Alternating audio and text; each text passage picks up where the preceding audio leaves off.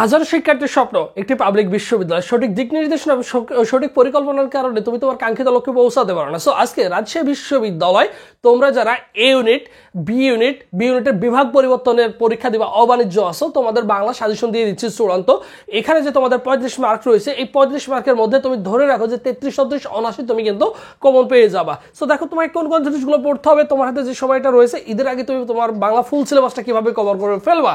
প্রথমত দেখো বাংলা সাজেশন 2025, এই 2025-এর মধ্যে দেখো বাংলা প্রথম পত্র রয়েছে। বাংলা প্রথম পত্র কোন সিলেবাস পড়তে হবে? তোমাকে শর্ট সিলেবাস পড়তে হবে। শর্ট সিলেবাসে রয়েছে কি কি দেখো, 7টা গদ্য, 7টা পদ্য, নাটক আর উপন্যাস রয়েছে। এখানে তোমার বেশি কোশ্চেন থাকবে না। বাংলা প্রথম পত্র থেকে তোমার কিন্তু 8 থেকে 10টা কোশ্চেন থাকবে। কত থাকবে? 8 থেকে 10টা কোশ্চেন থাকবে বাংলা প্রথম পত্র থেকে। এই বাংলা প্রথম পত্রের মধ্যে কোন জিনিসগুলো পড়বা?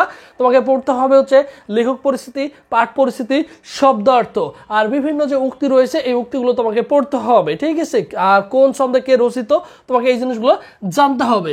এরপরে দেখো বাংলা দ্বিতীয় পত্র। বাংলা দ্বিতীয় পত্র থেকে দেখো তোমাকে 10টা টপিক দিয়ে দিচ্ছে। এই 10টা টপিক থেকে তুমি প্রত্যেকটা টপিক থেকে কোশ্চেন পাবা। প্রত্যেকটা টপিক থেকে কোশ্চেন পাবা। দেখো বাংলা বানান থেকে তুমি 1 থেকে 2টা কোশ্চেন পাবা। পদ প্রকরণ থেকে 1 থেকে 2টা কোশ্চেন কমন পাবা। এরপর দেখো সমাজ থেকে একটা কোশ্চেন পাবা। এরপর উপসর্গ থেকে প্রতি বছর একটা কোশ্চেন আসে। তারপরে দেখো বাক্য থেকে প্রতি বছর একটা কোশ্চেন আসে। তারপর দেখো কারক ও বিভক্তি থেকে প্রতি বছর তুমি একটা করে কোশ্চেন পাবা। এরপর দেখো সন্ধি থেকে একটা কোশ্চেন পাবা। এরপর দেখো প্রকৃত প্রত্যয় থেকে প্রতি বছর একটা করে কোশ্চেন আসে, তুমি অনায়াসে কমন পাবা।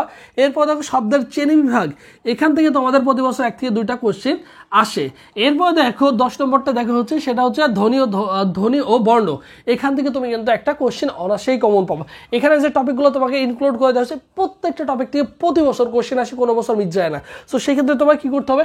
অবশ্যই টপিকগুলো 100% এফোর্ট দিয়ে পড়তে হবে। কারণ এখান থেকে যদি তোমাকে কোশ্চেন করা হয়, তুমি যদি প্রত্যেকটা কোশ্চেন আনসার দিতে পারো, তাহলে মনে রাখো তোমার 100% প্রিপারেশন হয়ে গেছে। আর তুমি যদি সুন্দর করে গুছিয়ে প্রিপারেশন না নিতে পারো, তাহলে কিন্তু তোমার প্রিপারেশনটা এখনো গুছানো হয় নাই। তোমাকে আবারও কি করতে হবে? আবারও ভালো করে গুছিয়ে প্রিপারেশন নিতে হবে, অন্যথায় তুমি কিন্তু ভালো কিছু করতে পারবা না। এরপরে দেখো মুখস্থ অংশে। এই মুখস্থ অংশ থেকে তোমাকে যে জিনিসগুলো পড়তে হবে, সেটা হচ্ছে বাগধারা, প্রতি বছর একটা কোশ্চেন আসে।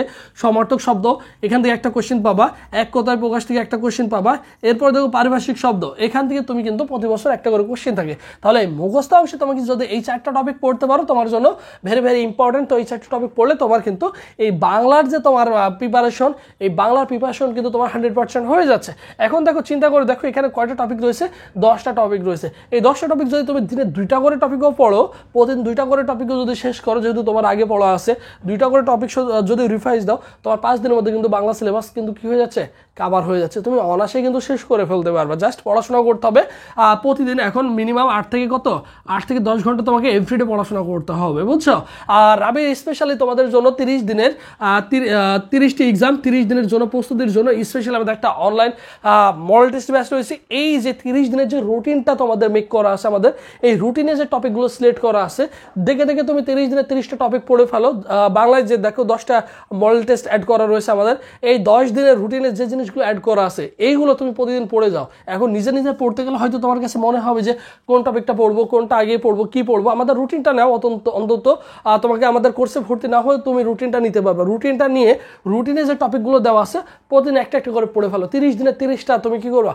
পড়ে ফেলো। দেখবে যে তোমার বাংলা কভার হয়ে গেছে, তোমার ইংলিশ কভার হয়ে গেছে, তোমার জিকে কিন্তু কভার হয়ে গেছে। 100% প্রিপারেশন তোমার কিন্তু রাবির জন্য হয়ে যাবে।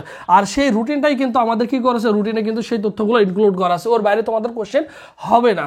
আর এটার ফি হচ্ছে, দেখো আমাদের সাথে প্রতিদিন অসংখ্য স্টুডেন্ট ভর্তি হচ্ছে। ফি হচ্ছে অনলি 200 টাকা। 200 টাকা দিয়ে তুমি কিন্তু সুন্দর করে শেষ মুহূর্তে গুছিয়ে প্রিপারেশন নিতে পারবে। আমাদের পরীক্ষাগুলো এভরিডে রাত 10টায় হয়ে থাকে।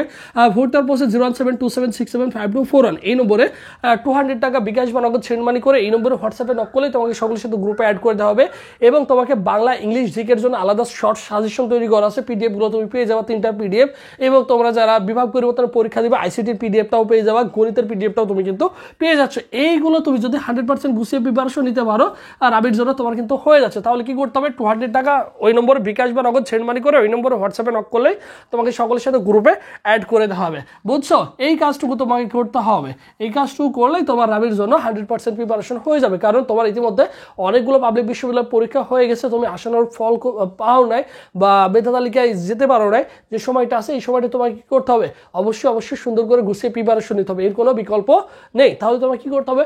অবশ্যই ভালো করে প্রিপারেশন নিতে হবে। যে সময়টা আছে, সময়টা তুমি অবশ্যই কি করতে হবে? তোমাকে কাজে লাগাতে হবে। সো সবাই ভালো থাকো, সুস্থ থাকো।